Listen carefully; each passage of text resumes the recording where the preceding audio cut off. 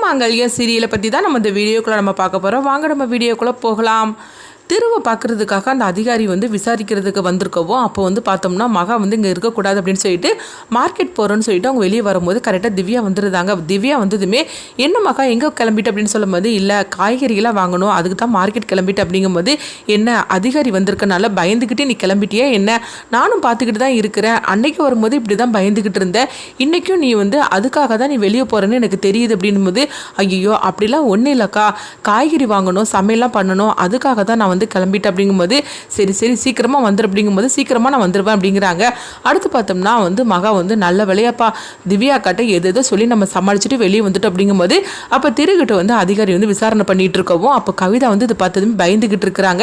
அப்போ திவ்யா நினைக்கிறாங்க அதாவது நம்ம தான் பயந்துகிட்டு இருக்கோம் சரி, ஆனால் அந்த கவிதா எதுக்காக பயந்துகிட்டு இருக்கிறா, அவன் என்ன தப்பு பண்ணான்னு தெரியல சொல்லிட்டு இருக்கும்போது இப்போ திவ்யா வந்துருந்தாங்க. வந்ததுமே அதிகாரி கிட்ட மகாவோட வலையில பற்றி கேட்டுட்டு இருக்கவும் அப்போ தினேஷ் நினைக்கிறாங்க அவரே மறந்தாலும் கூட இவ விடமாட்டா போலுக்கு, அந்த மகா கூட சும்மா இருந்துருவா போலுக்கு, ஆனா இந்த திவ்யா இந்த மாதிரிக்கு திரும்ப திரும்ப அந்த வலையில கெட்டுக்கிட்டே இருக்கிறான்னு தெரியலன்னு சொல்லிட்டு இருக்கும்போது அப்போ அதிகாரி சொல்றாங்க நீங்க கவலைப்படாதீங்க, கூடிய சீக்கிரமே அந்த வலையில நாங்க கண்டுபிடிச்சு கொடுத்துருவோம் அப்படிங்கும்போது உடனே திரு அவங்க அதிகாரி கிட்ட சொல்றாங்க எப்படியாவது லட்சுமி நீங்க கண்டுபிடிச்சு கொடுத்துடணும் அப்படிங்கும்போது கண்டிப்பா நான் கண்டுபிடிச்சு கொடுக்குறேன் அப்படின்னு சொல்லிட்டு அங்க இருந்து கிளம்புறாங்க. அடுத்தது பார்த்தோம்னா மகா அவங்க நடந்து வந்துட்டு இருக்கவும் அப்ப அதிகாரி மகாவை பார்த்துருந்தாங்க. பார்த்ததுமே இது லட்சுமி ஆச்சு அப்படின்னு சொல்லி நினைச்சிட்டு இருக்கவும் ஐயோ யாரு கண்ணில் படக்கூடாதுன்னு சொல்லி நினைச்சோமோ அவர் கண்ணிலே பட்டுட்டுமான்னு சொல்லிக்கிட்டு மகா திருன்னு முடிச்சுட்டு இருக்கோம். இப்போ அதிகாரி வந்துருந்தாங்க. வந்ததுமே லட்சுமின்னு சொல்லி கூப்பிடும் போது ஆமா எங்க லட்சுமி நீ திடீர்னு மறைஞ்சு போயிருத, திரு உன்னை கண்டுபிடிச்சு கொடுக்க சொல்லி அவர் எங்கிட்ட இந்த மாதிரி கம்ப்ளைண்ட் கொடுத்துருக்கிறாரு, ஆனா நீ என்னன்னா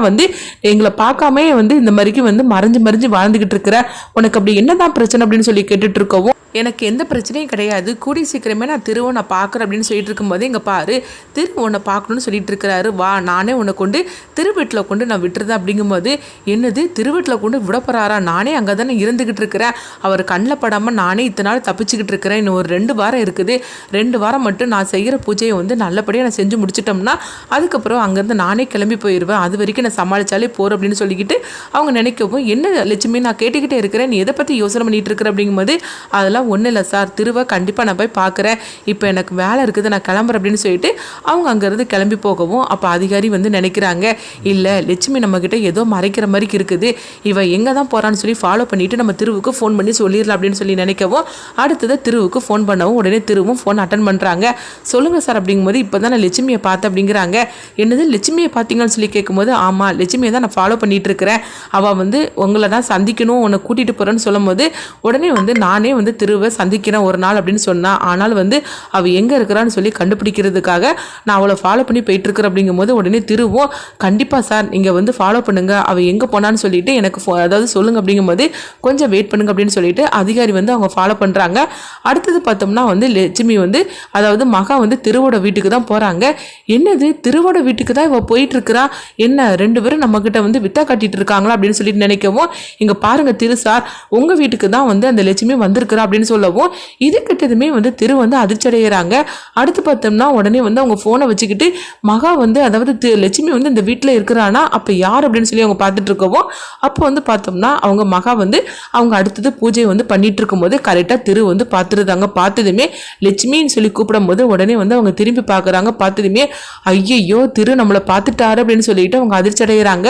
அப்போ உடனே திரு பக்கத்தில் வராங்க. வந்ததுமே லட்சுமி அப்படியே பதறி போய் நின்றுட்டு இருக்கும்போது நம்ம யாரு கண்ணில் படக்கூடாதுன்னு சொல்லி நினைச்சிட்டு இருந்தோமோ அவர் கண்ணிலே நம்ம பட்டுட்டோமே அப்படின்னு சொல்லிட்டு லட்சுமி பதட்டத்தோடு இருந்துட்டு இருக்கும்போது உடனே அவங்க பக்கத்தில் வராங்க.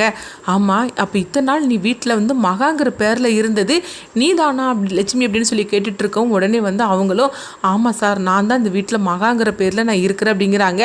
இது கெட்டதுமே திருவுக்கு என்ன பண்ணுறதுனே தெரியல. அப்போது எனக்கு நடந்த நிச்சயார்த்தம் எல்லாத்தையும் நீ கலந்துட்டு என்னை பார்த்துருப்பேல அப்படிங்கும்போது உடனே அவங்களும் கண்கலங்கிட்டு ஆமாங்கிற மாதிரி இருக்கிறாங்க. அப்போ எனக்காக நீ தான் பூஜை பண்ணிட்டு இருக்கிறியா அப்படின்னு சொல்லி கேட்கும்போது உடனே அதுக்கும் அவங்க ஆமாம் அப்படிங்கிறாங்க.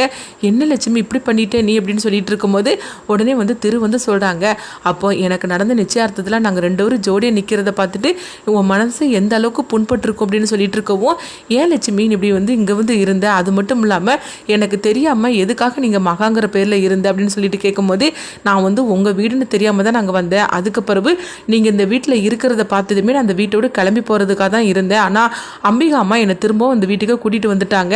அதுக்கப்புறம் பார்த்தோம்னா நான் வீட்டோடு போகும்போது திவ்யா அக்கா என்னை திரும்பவும் இந்த வீட்டுக்கு கூட்டிகிட்டு வந்துட்டாங்க. இப்போ கூட நான் அந்த வீட்டில் இருக்கிறதுக்கு ஒரே காரணம், உங்களுக்காக பூஜை பண்ணணும். அந்த பூஜை முடிச்சுக்கிட்டு நான் அந்த வீட்டோடு போயிடுவேன்.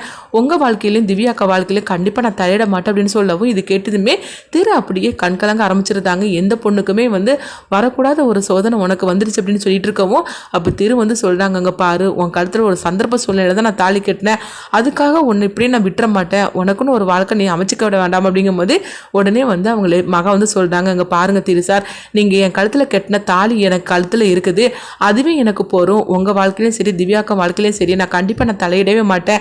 இந்த பூஜை நடந்து முடிஞ்சதுக்கப்புறம் அங்கேருந்து கிளம்பி போயிடும் அப்படிங்கும்போது, அப்போ வந்து அம்மாவுக்கோ திவ்யாவுக்கோ நீ யாருங்கிற விஷயம் தெரியாது அப்படிங்கும்போது, இல்லை யாருங்கிற விஷயமே தெரியாது அப்படின்னு சொல்லிட்டு இருக்கவும், இது கெட்டதுமே அவங்களுக்கு என்ன பண்ணதுன்னே தெரியல. அந்த நேரத்தில் இவங்க 2 பேரும் பேசிகிட்டு இருக்கும்போது அப்போ திவ்யா வந்து அவங்க மகான்னு சொல்லி கூப்பிட்டுட்டு வரவும், ஐயோ திவ்யாக்கா வந்து என்னை கூப்பிட்டுட்டு வராங்க, அங்கே பாருங்க தயவுசெய்து நீங்கள் இருந்து போயிருங்க, நான் தான் லட்சுமிங்கிறது நீங்கள் தயவுசெய்து யாருக்கிட்டமே சொல்லிடாதீங்க, நீங்கள் இங்கேருந்து கிளம்பி போயிருங்க அப்படிங்கவும், அப்போ ஹாஸ்பிட்டலில் எனக்கு குங்குமம் வச்சு விட்டியே, அப்போ நீ தானே வந்திருக்கிற அப்படிங்கும்போது அப்போ வந்து மகா வந்து ஆமாம் நான் தான் வந்தேன் அப்படிங்கிறாங்க. அப்போ திரு வந்து கண்கலங்கி அழுதுகிட்டு இருக்கிறாங்க. எங்க பாரு மகா, எனக்கு என்ன பண்ணுதுன்னே தெரியல அப்படிங்கும்போது, எங்க பாருங்க ஃபர்ஸ்ட் நீங்கள் இந்த ரூமை விட்டு போங்க, ஏன்னா திவ்யா அக்கா என்னை தேடி வந்துட்டு இருக்கிறாங்க, தயவுசெய்து இங்கேருந்து கிளம்பி போங்க அப்படிங்கவும், திருவுக்கு என்ன பண்ணுதுன்னே தெரியல. திவ்யா பார்த்துட்டாக்கி தேவையில்லாமல் பிரச்சனை வரும்னு சொல்லிக்கிட்டு திருவும் அங்கேருந்து கிளம்பி போகிறாங்க. அடுத்ததான் அவங்க போனதுக்கப்புறமா திவ்யா வராங்க, மகா நீ என்ன மார்க்கெட்டு போயிட்டு வந்துட்டியா, உன்னை எவ்வளோ நேரம் நான் கூப்பிட்டுட்டு இருக்கிறேன் அப்படிங்கும்போது, இந்த வந்துட்டேங்க்கா, நீங்கள் காப்பி கேட்டிங்களா, உங்களுக்கு நான் போட்டு எடுத்துகிட்டு வரேன் அப்படின்னு சொல்லும் போது, சரி நான் திவ்யா மகா அப்படிங்கிறாங்க. அடுத்து பார்த்தோம்னா திரு வந்து ஒரு குற்ற உணர்ச்சியோடு இருந்துட்டு இருக்கிறாங்க.